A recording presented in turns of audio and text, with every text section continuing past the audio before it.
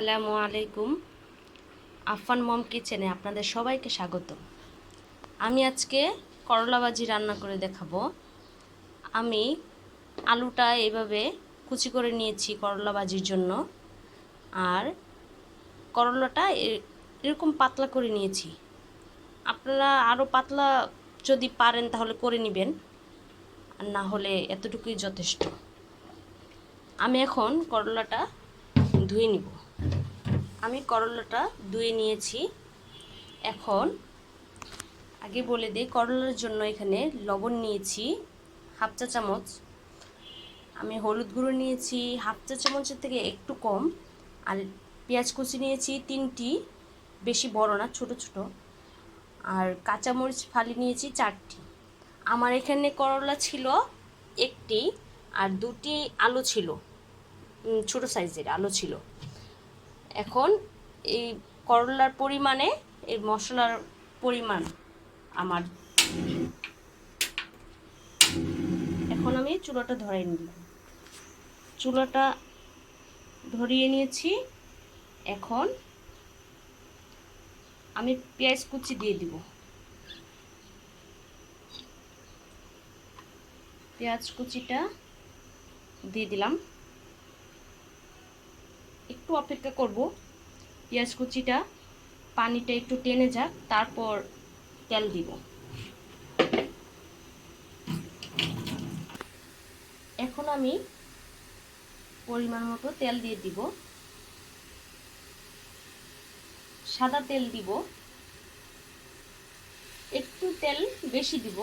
করলা ভাজির মধ্যে একটু তেল বেশি দিলে আর পেঁয়াজ কুচি একটু বেশি দিলে করলা ভাজিটা একটু মজা হয় বেশি।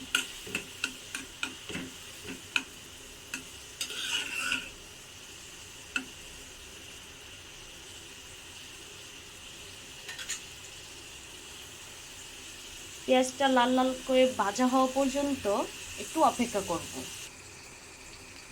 একটু নেড়ে দেই। আর আমার চুলার তাপটা আছে ফুল। এই অবস্থায় চুলাটা ফুল দিতে হবে, যেন পেঁয়াজ কুচিটা তাড়াতাড়ি লাল লাল করে ভাজা হয়। আবার একটু নেড়ে দিব। এই যে সাইড দিয়ে পেঁয়াজটা লাল লাল হয়ে গেছে, যদি এখন নাড়া না দেই তাহলে সাইড দিয়ে পুড়ে যাবে, এর জন্য আরেকবার নেড়ে দিব।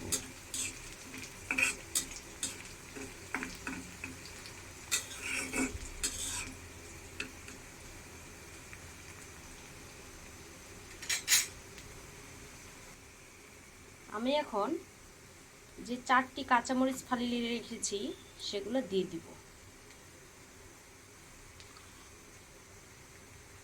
করলা কুচিটা দিয়ে তারপর হলুদ গুঁড়ো, লবণ গুঁড়ো দিয়ে দিব।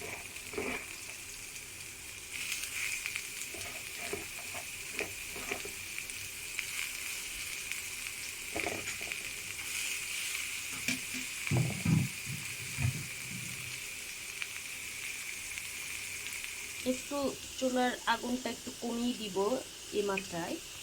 এখন আমি হলুদ গুঁড়োটা আর লবণটা দিয়ে দিব। আপনারা চাইলে একটু শুকনো মরিচ ফাঁকি গুঁড়ো দিতে পারেন, যদি আপনারা একটু বেশি ঝাল খাওয়া পছন্দ করেন। শুকনো মরিচ ফাঁকিটা দিলে কোনো সমস্যা নাই, একটু ঝাল ঝাল হবে, কিন্তু আমি একটু কাঁচামরিচটাই দিলাম। একটু নেড়ে দিব ভালো করে।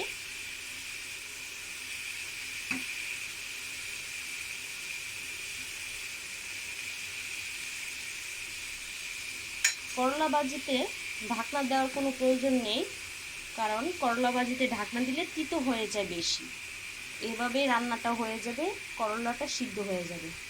আর চুলার আগুনটা আমার যে মিডিয়ামের মধ্যে আছে।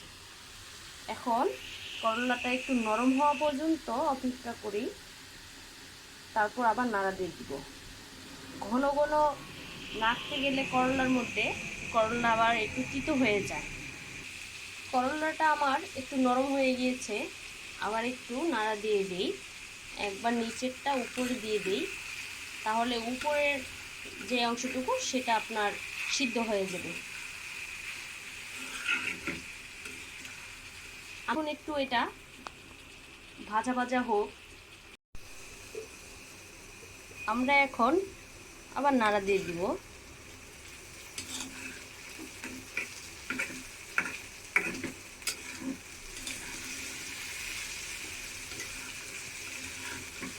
নিচের থেকে উপরে সবগুলো উঠিয়ে দিব। খুব ভালো করে একটু নাড়া দিয়ে দিব। আবার ছড়িয়ে দিব। এখন 5 মিনিট পর ফিরে আসতেছি।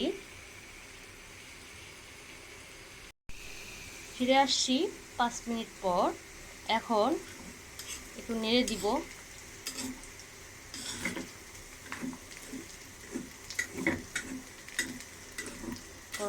ভাজা ভাজা হয়ে যাচ্ছে।